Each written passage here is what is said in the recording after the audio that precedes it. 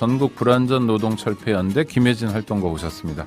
어서 오십시오. 네, 반갑습니다. 앞서 이번 코너 소개하면서 대우조선해양 하천 노동자들 파업이 마무리됐잖아요. 네네. 그래도 공권력 투입도 없었고 네네. 걱정했던 우려했던 사태는 없어서 다행이라고 싶었는데 네. 이게 끝난 게 아니네요. 네, 끝난 게 아니죠. 네. 과제가 더 많이 남아 아이고. 있습니다. 뭐 일단 대우조선해양 하청 노동자들이 이제 51일간의 파업 투쟁을 마무리했지만 남아 있는 숙제가 너무 많은데요. 네. 일단 워낙 대우조선이 임금 문제가 심각했잖아요. 임금을 30% 삭감한 거를 회복해라라고 얘기를 하청 했는데 노동자들에 대한 네. 임금이죠. 네. 그런데 실제로는 4.5%밖에 이번에 인상이 안 됐어요. 나중에 또 인상해주겠다 이런 얘기를 했던 거죠. 그렇죠. 아무래도 시간이 좀 많이 걸릴 것 같고요. 그래서 임금을 회복하는 것도 되게 중요한 일인데 네. 문제는 이제 손해배상 청구 문제가 쟁점으로 남아 있다는 거거든요. 그러니까 네. 회사에서 손해배상을 제기했습니까? 네네. 그러니까 정확하게 표현하면 네. 손해배상을 아직 제기한 것은 아니고 네. 보통 이제 파업을 마무리하면 민영사상 손해배상을 하지 않는다는 합의를 합니다. 서로. 그런데 그 합의를 하지 않은 거죠. 아니 그런데 좀 의아한 게 네네.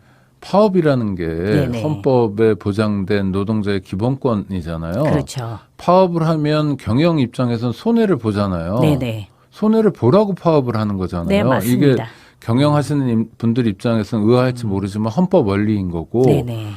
현대 국가들이 100년 넘는 역사를 거쳐오면서 만들어 온 하나의 원칙이잖아요. 그렇죠. 그런데 파업 끝날 때 손해를 묻지 않겠다는 합의를 해야 된다고요? 네, 조금 이상하실 텐데요. 의아해서요. 네, 말씀하신 것처럼 이제 노조법 3조에는 파업으로 인해서 이런 손해배상 책임을 묻지 않도록 되어 있습니다. 네, 원칙이죠. 이것을 면책조항이라고 네. 얘기를 하는데요.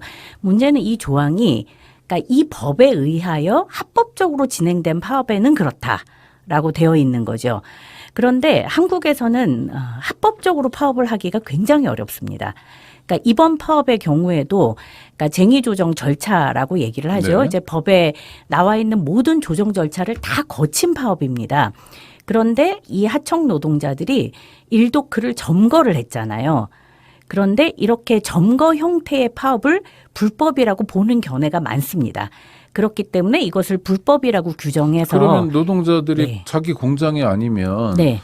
그러니까 하청 노동자지만 사내 하청이니까 네네. 조선소에서 일할 거 아닙니까? 그렇죠. 그럼 일하는 네. 곳에서 파업 안 하면 어디 뭐 용산 대통령실 앞에 와서 그렇죠. 파업하나요? 네. 그러니까 실제로 점거 형태로 파업을 하지 않으면 노동자들이 파업 효과를 갖기가 어려운 거잖아요. 그러니까 이제 대부분 점거의 형태로 파업을 하는데 이거는 불법이다라고 얘기를 하면서 불법을 저질렀으니까 손해배상을 물어도 된다라는 논리로 이어지고 있는 거죠. 아니 그러면 어디 공장 앞에서 파업하라는 얘기입니까? 아니, 그건 노동자들이 알아서 해라. 하여튼 회사 안으로 들어오는 건 불법이다, 점거다 네네. 이런 논리군요. 네네. 그러면은 지금 회사 쪽에서는 손해배상과 관련해서 무슨 얘기들을 흘리고 있습니까? 뭐 7천억에서 8천억 정도의 손해배상을 하겠다는 얘기를 흘리고 있는데요. 그동안 파업한 게 네네. 7천억 원에서 8천억 원의 손해를 입혔다는 거예요? 네네. 이건 어떤 계산법인가요? 좀 말이 안 되죠. 그러니까 진수를 막았기 때문에 배가 이제 진수돼서 나가는 걸 막았기 때문에 뭐 그거에 대한 지연 배상이라든가 일을 못하게 된 금액이라고 계산을 한 건데 상식적인 계산으로도 맞지 않습니다. 왜냐하면 하루에 320억씩 계산을 한 거거든요. 근데 하루에 320억씩 계산을 하면 1년에 12조 원이 넘는다는 얘기입니다. 그런데 대우조선해양은 1년 매출이 4.5억 원 정도 되거든요. 4.5조 원. 그렇죠. 네네. 4.5조 원 정도면 12조 원으로 비교해 볼 때 거의 뭐 2배 1년 반. 매출보다 훨씬 더 많은 액수를 지금 피해액으로 산정을 한 거잖아요. 그러니까 당연히 말이 되지 않는 액수인 거죠. 과장돼 있다는 거네요. 네네. 그리고 연매출이 4조 5천억 원이라 하더라도 네. 그 매출을 다 못 일으키는 것도 아닐 거고 그렇죠. 노동자 하청 노동자 몇 명 파업한 거 가지고 다 모든 손해가 다 발생하는 것도 아니고 그렇죠. 물론 뭐 현실적인 손해는 있었을 네. 것 같습니다만 굉장히 과장됐네요. 네, 대부분 다 이렇게 손해를 약간 부풀려서 노동자들한테 손해배상을 청구하겠다. 라고 얘기를 하는 것만으로도 굉장한 압박이 되는 거죠. 그래서 노동자들이 더 이상 파업을 이어가지 못하게 만드는 그런 수단이 되고 있습니다. 그때 그 대우조선해양 네. 사업장을 소위 점거했다는 네네. 노동자들이 7명이었죠.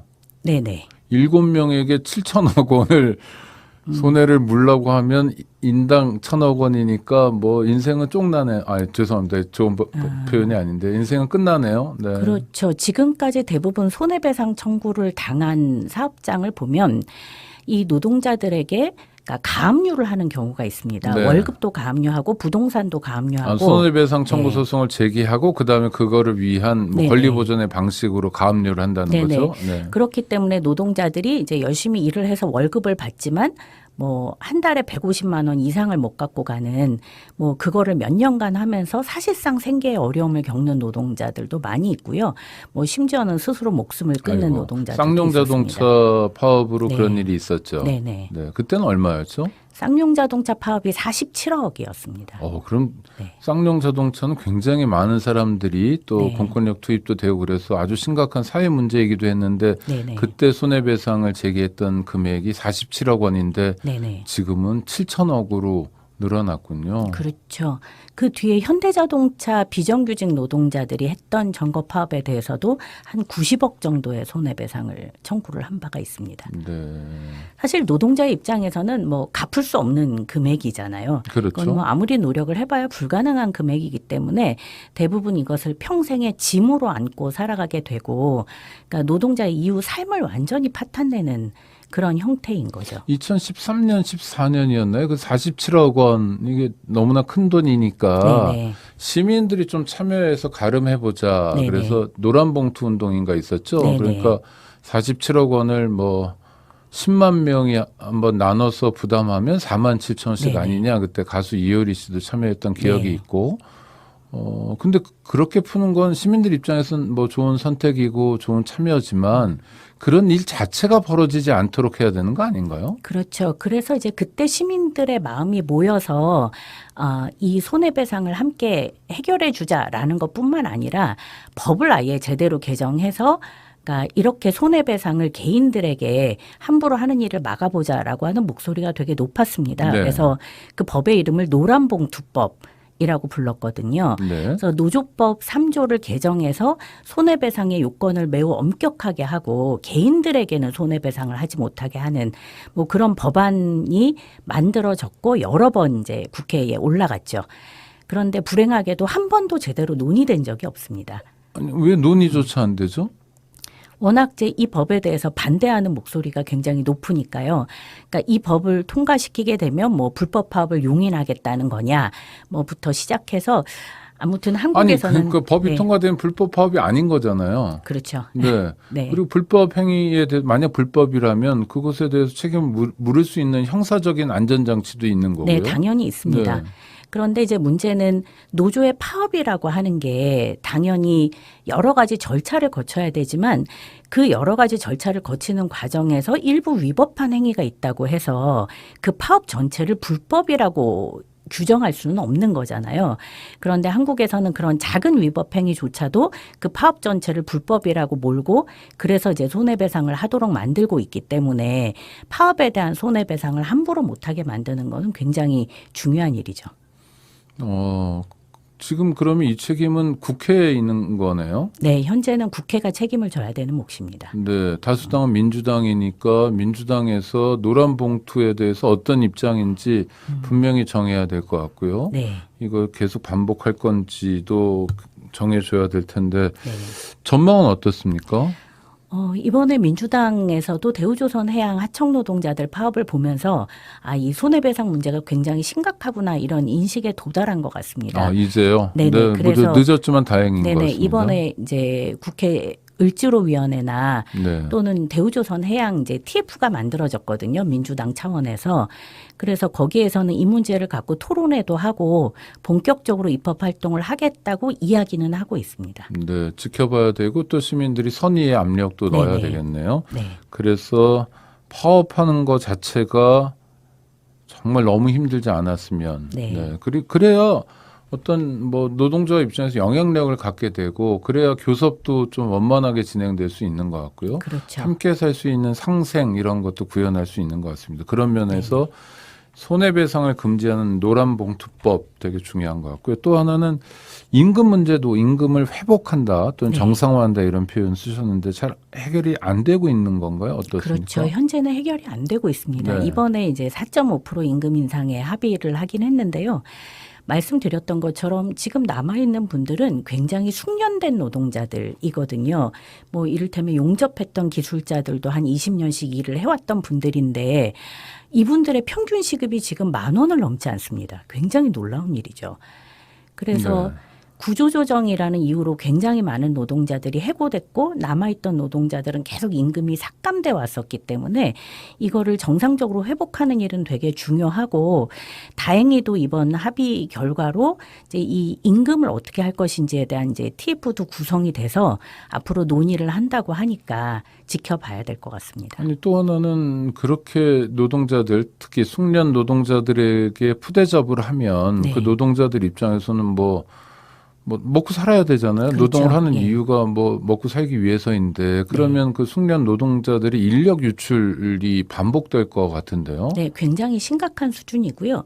지금 정부 입장에서도 뭐 올해 말에 지금 수주된 물량을 다 제대로 이제 일을 하려면 한 8,000명 정도의 인원이 더 필요하다 이렇게 이야기를 하고 있습니다. 지금 조선 인력보다 네네. 8,000명 정도 더 필요해요. 어디서 충당합니까?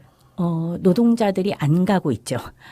가지 않겠다고 이야기하는 사람들이 굉장히 많습니다. 그러니까 지금 정부가 내놓고 있는 안이 두 가지인데요. 네. 하나는 이제 외국인 노동자, 이주 노동자를 자유롭게 쓸 수 있도록 하자라고 하는 정책을 하나 내놓고 있고요.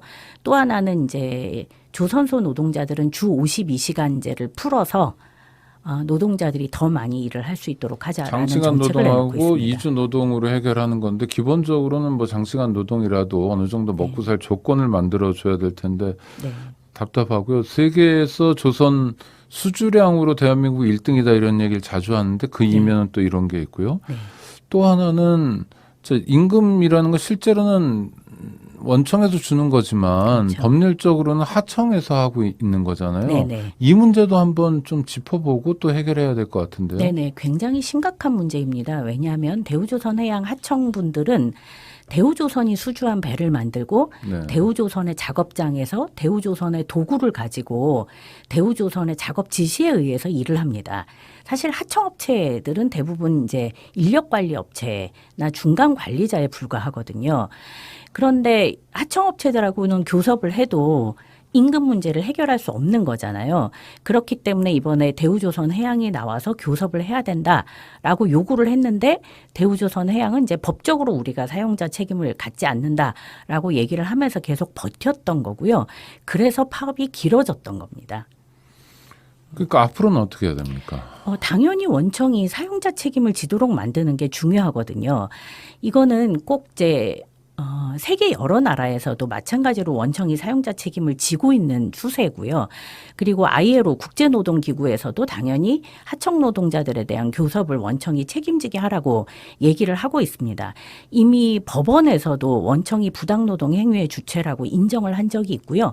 얼마 전에 중앙노동위원회에서는 CJ 대한통운 이 하청 노동자들의 교섭 상대방은 CJ 대한통운 원청이다.